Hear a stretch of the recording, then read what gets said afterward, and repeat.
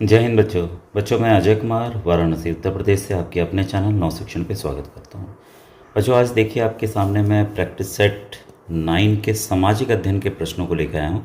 Already मैंने बच्चों math के 30 प्रश्नों को यहाँ पर बता दिया है और इसमें मैंने विज्ञान के भी 35 प्रश्नों को बता दिया है। तो आज के वीडियो में मैं आपको सामाजिक अध्ययन के बेहतरीन 35 प्रश्न बताने जा रहा हूँ, जो कि आपकी जो राष्ट्रीय आय में योग्यताधारी छात्रवृत्ति परीक्षा है NMMS एग्ज़ाम है उसमें बच्चों आ सकता है। तो इसके पहले बच्चों रिक्वेस्ट है, काफ़ी नए बच्चे जुड़ रहे हैं तो उन्हें जानकारी नहीं हो पा रही कि काफ़ी वीडियोस ऑलरेडी बने हुए हैं और उनके लिए काफ़ी बेनिफिशियल हैं और उस तरह के सवाल आएंगे ही आएंगे, चाहे आप बच्चों जिस भी राज्य के हों। तो आपको देखिए अपने यूट्यूब पर क्या करना है कि नव शिक्षण टाइप करके सर्च में यहाँ डाल देना है। ठीक है, तो जैसे आप बच्चों सर्च करेंगे तो ये देखिए मेरा चैनल आ जाएगा और यहाँ पर चैनल पे जो ये लिखा हुआ है भाग, लोगों पे नहीं, जो लिखा हुआ भाग है उस पर आपको क्लिक करना है। तो जैसे देखिए हम छुएंगे तो वैसे बच्चों आपकी कई चीज़ें यहाँ पर देखिए खुल जाती हैं। ठीक है, ये वीडियोस अगर आप करते हैं तो जो लेटेस्ट वीडियोस बने रहेंगे मेरे द्वारा वो यहाँ पर आपका खुल जाएगा। ठीक है, तो आप देख सकते हैं मैंने बनाया भी अभी लेटेस्ट 13 घंटे पहले। यहाँ देखिए सब लिखा हुआ है। ठीक है, 13 घंटा पहले, 12 घंटा पहले, 10 घंटा पहले, 15 घंटा पहले, एक दिन पहले। तो इस तरीके से देखिए सभी चीज़ दिया रहता है। आपको करना क्या, आपको प्लेलिस्ट में जाना है जो यहाँ पर आपको दिख रहा है। ठीक है, तो हम प्लेलिस्ट को जैसे क्लिक करेंगे तो जितने भी मेरे चैनल के बच्चों प्लेलिस्ट है वो आपके सामने आ जाएगी। आप अपने हिसाब से यहाँ पर चुन के देख सकते हैं कि कौन सी आपको बच्चों प्लेलिस्ट चाहिए। ठीक है, तो नवोदय विद्यालय कक्षा 6 हो गया, नवोदय विद्यालय कक्षा 9 हो गया, तो इस तरह से है।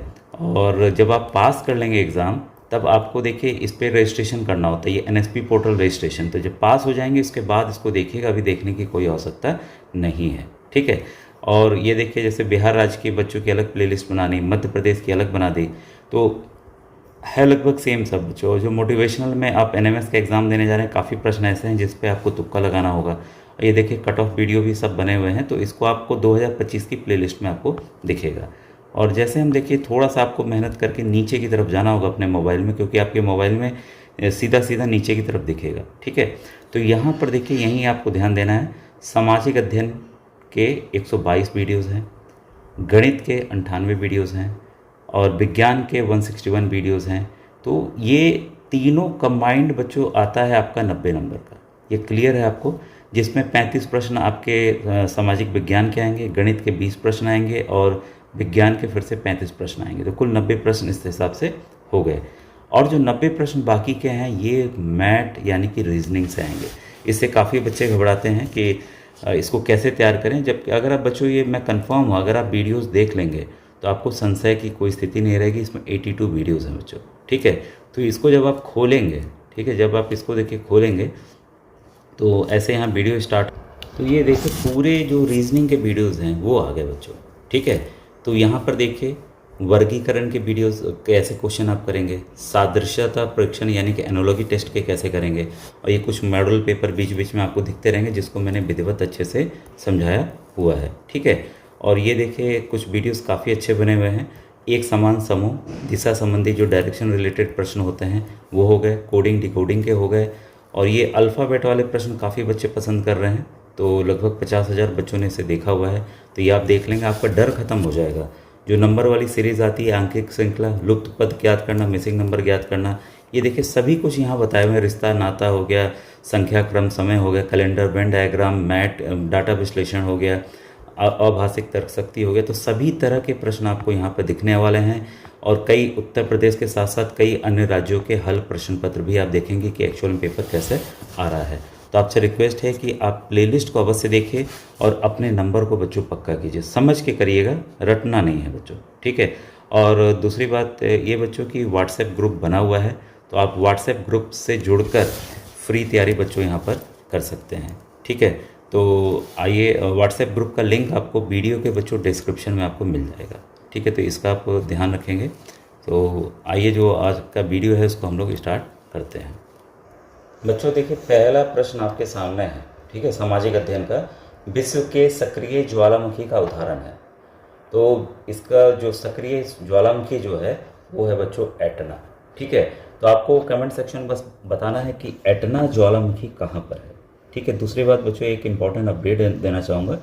जो भी बच्चे वाराणसी जनपद से हैं, ठीक है, तो हर एक जनपद में कार्यशाला हो रही है बच्चों को प्रशिक्षित करने के लिए कि आप कि मैं कैसे मतलब कैसे सवाल आएंगे, जो मैं यहाँ पढ़ा रहा हूँ उस तरह से आपको बताया जाएगा। साथ ही साथ जो नई OMR सीट आई हुई है, ठीक है, तो उसकी भी बच्चों जानकारी दी जा रही है। तो वाराणसी की जो कार्यशाला है बच्चों, वो है आपकी यहाँ पर 8 तारीख को। और कहाँ पे है ये? राजकीय क्वींस इंटर कॉलेज लौराबीर वाराणसी में है। तो जो भी वाराणसी जनपद के बच्चे हैं जिन्होंने NMMS का फॉर्म भरा है, वो वहाँ पर मैं बोलूँगा, रिक्वेस्ट करूँगा सभी बच्चों से, जितने परिषदीय बच्चे हैं, कोई भी मतलब आप अपने सर के साथ, अपने पापा मम्मी के साथ, किसी के साथ भी आ सकते हैं, आप वहाँ आइए। पिछले साल का भी देखिए, मैंने जब बच्चों से मिला था मैं, तो वीडियो मैंने डाला था। इस बार भी मैं मिलने जा रहा हूँ, मैं आ रहा हूँ वहाँ पे स्वयं। समय है बच्चों 11 बजे, तो 11 बजे से थोड़ा सा पहले आप आ जाइएगा, सुबह के 11 बजे, ठीक है। और मेरा प्रयास रहेगा कि आगरा से करीब, मैंने ढेर सारे प्रयास किए हैं OMR मंगाने के लिए, तो OMR आ जाते हैं तो मैं सभी बच्चों को एक एक नई वाली OMR प्रदान करूंगा। और साथ ही साथ जो प्रैक्टिस सेट की बुक है, जो बार बार मैं आपको दिखाता हूं, ठीक है, तो 25 प्रैक्टिस सेट की बुक मैं लेके आऊँगा, और 20 या 25 जो भी होंगे मेरे पास, और जो बच्चे एकदम सही जवाब देंगे उनको पुरस्कृत किया जाएगा बच्चों, ठीक है। तो ये इंपॉर्टेंट अपडेट थी इसके लिए, जो वाराणसी जनपद के बच्चे हैं, अगर वो आते हैं तो आप मुझसे वहीं डायरेक्ट मिलेंगे और वहाँ अपने प्रश्नों का समाधान भी आप बच्चों कर सकते हैं, ठीक है। और सेकंड क्वेश्चन है बच्चों, क्वेश्चन नंबर 127, पवन द्वारा निर्मित स्थलाकृति है। तो पवन देखिए, डेजर्ट वगैरह में जहाँ रेगिस्तान होता है वहाँ पर अलग अलग आकृतियाँ बनती हैं। तो यहाँ पर जो एग्जाम्पल है वो है छत्रक शिला, ठीक है। निम्नलिखित में से कौन सुमेलित नहीं है? तो ये देखिए डिफरेंट तरह के ये बच्चों न्यूक्लियर पावर प्लांट है जो भारत के विभिन्न विभिन्न राज्यों में फैले हुए हैं, ठीक है। तो यहाँ पर रावत भाटा न्यूक्लियर प्लांट जो है वो राजस्थान में, जो देखिए नहीं है पे हमें ध्यान नहीं देना है।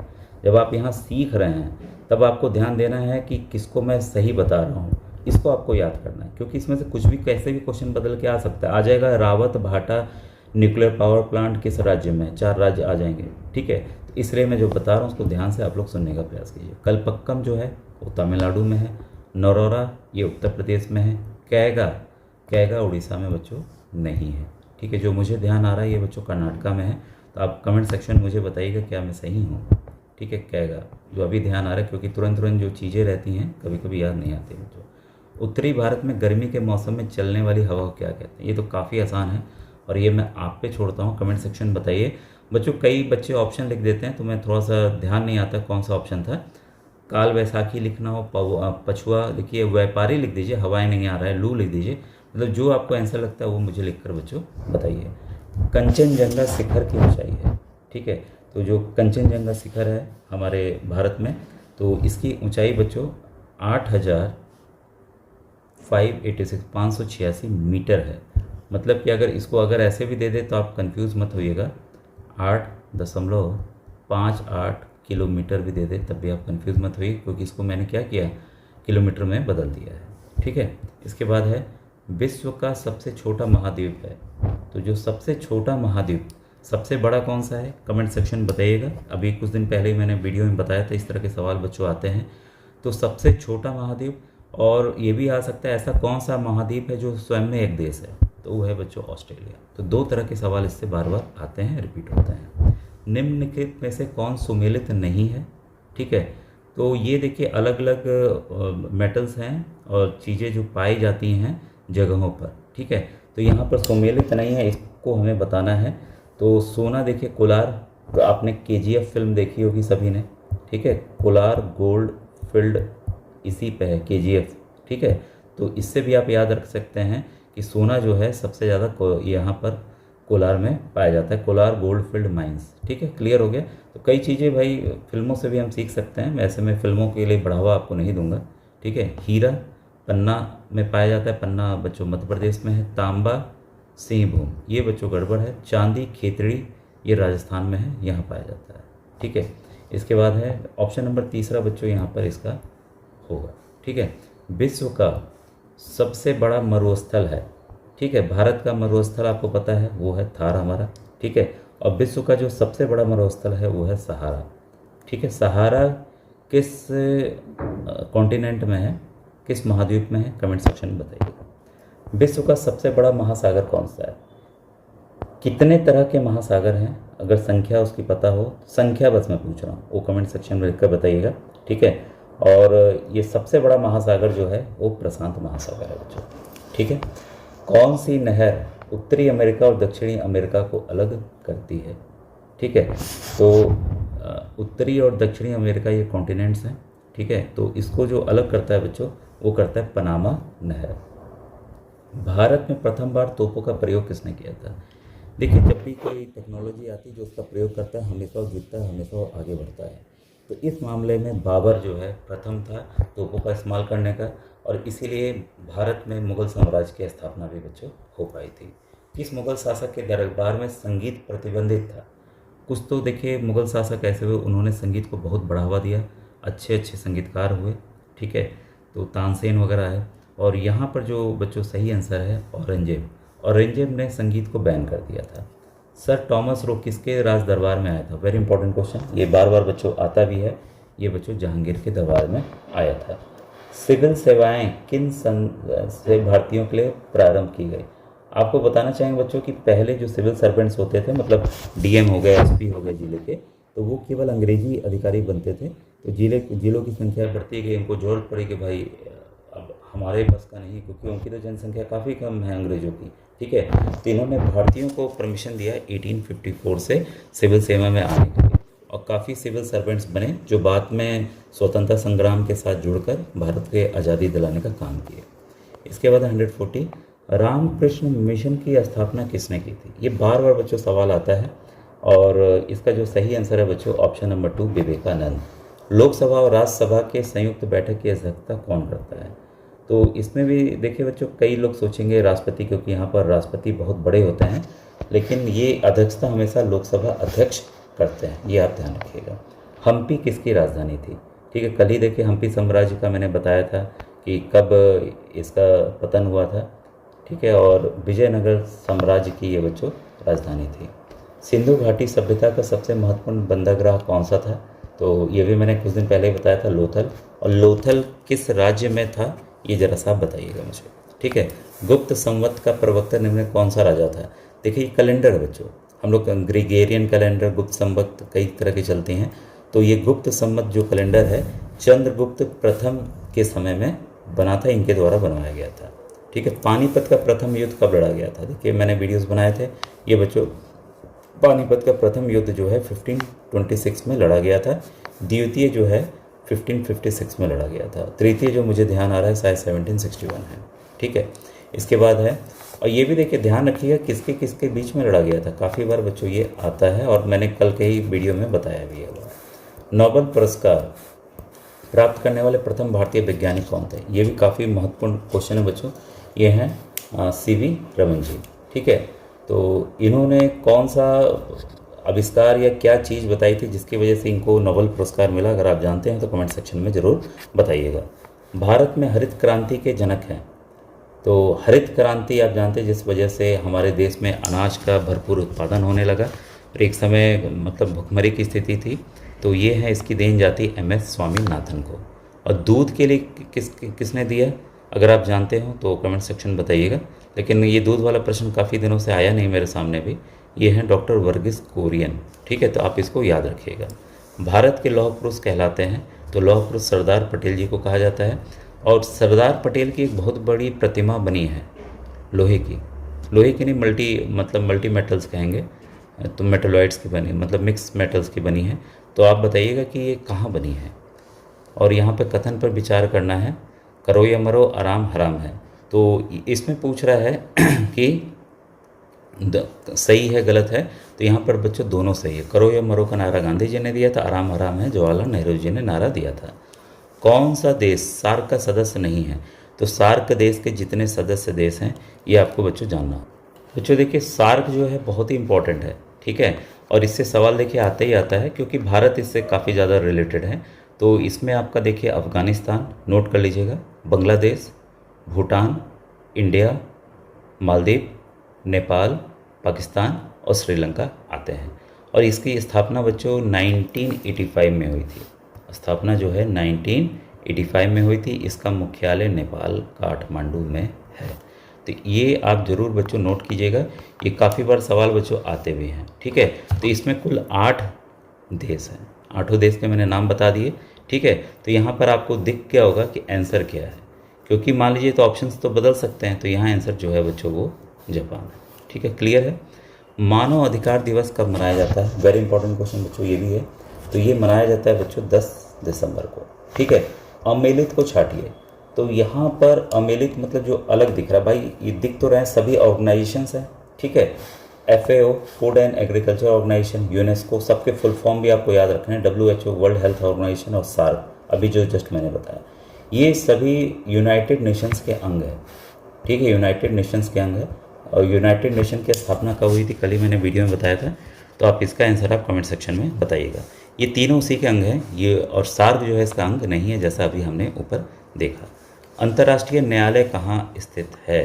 वेरी इंपॉर्टेंट क्वेश्चन, कई बार बच्चों ये आया हुआ है। तो इसका जो सही आंसर है बच्चों वो है आपका ऑप्शन नंबर 4, हेग। ठीक है, हेग किस देश में स्थित है? अगर ये आप जानते हैं तो बताइएगा। संयुक्त राष्ट्र संघ की स्थापना कब हुई? अभी मैं देखिए बात ही कर रहा था, तब से ये क्वेश्चन भी आ गया अपने सामने।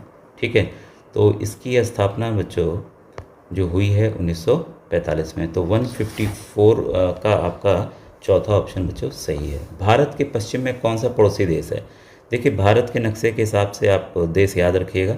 पश्चिम की तरफ हमारा क्या है? म्यांमार है। ठीक है, और भारत सरकार ने सूचना के अधिकार यानी कि RTI अधिनियम कब पारित किया? तो RTI इसमें सूचना अधिकार है, राइट टू इन्फॉर्मेशन। ठीक है, तो ये बच्चों किया गया था आपका अक्टूबर 2005 में। निम्नलिखित में से मानव निर्मित आपदा क्या है? एक तो देखिए भगवान देते हैं, और एक जो है मानव खुद से निर्मित करता है, बम विस्फोट। और ये सब देखिए सभी प्राकृतिक हैं। तो ये बस छोटी छोटी चीज़ें आपको ध्यान रखना होगा।